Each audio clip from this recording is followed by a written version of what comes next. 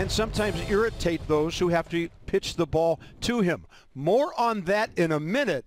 But FP, first of all, the length of his home runs. I mean, this kid is dialing long distance as long as anybody in baseball. Well, we're going to get Taters first, but I can't wait to get to the Will Smith thing second. But you're watching the Mid-Atlantic Soto Network. Juan Soto, we show him every day in the open, and why not? The longest home run of his career at Citi Field, 466. It would have hit the warehouse in Baltimore, but it was on the concourse at Citi Field. And the night before, that was his longest home run ever. This one by the Apple, 463 on August 10th. So Juan Soto not only hitting home runs, Carp, but he's hitting them a long, long way. And he's hitting them to all fields, of course. Regular season, playoffs, you name it. Look what he did to Clayton Kershaw last October, nearly 450. Well, that tied it up after Anthony Rendon went deep and made us all go crazy together. And then last night, Juan Soto goes 445 to center. More on this whole affair in a moment. But Juan Soto just keeps doing amazing things. Carp, you feel like you're watching one of the greatest players in the game right now, and we're watching kind of a legend in the making. It's going beyond just seeing a really good player, what we've seen so far in 2020. Yeah, I think some folks in San Diego feel the way that we do about Soto with their young man Tatis, and there were some interesting things there last night as well. More on that later.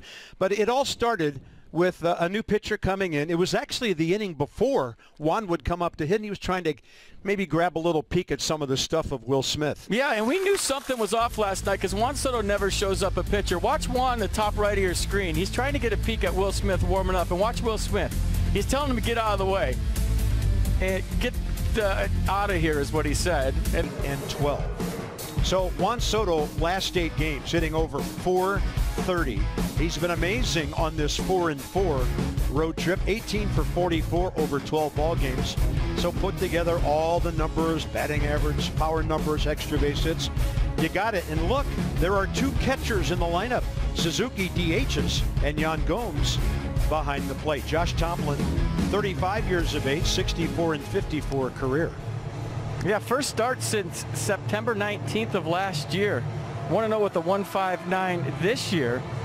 He's been a starter most of his career. He says you'll never really lose the starter mentality, so trying to shore up a dinged-up rotation is Josh Tomlin. For the plate and give up home runs. Yeah, there's the defense for the Braves. Duvall and Ciarte Ozuna, the outfield. Swanson, Riley, left side. Camargo, Freeman, right side. Travis d'Arnaud doing the catching.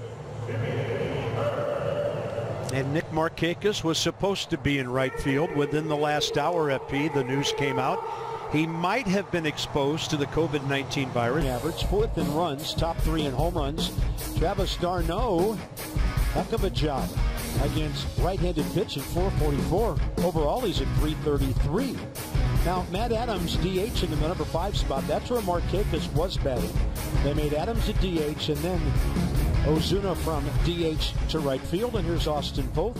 4 career games, 3 starts against the Braves. 28 years old, 6'2", 201. Last start suffered the loss, and the Nats 8-1 loss against the Mets on August 8th. 3 runs on 6 hits over 4 nights. Soto, Robles, Eaton's the outfield. Turner, Cabrera on the left side occasionally. Garcia, Thames on the right side mostly. And Yan Gomes doing the catching.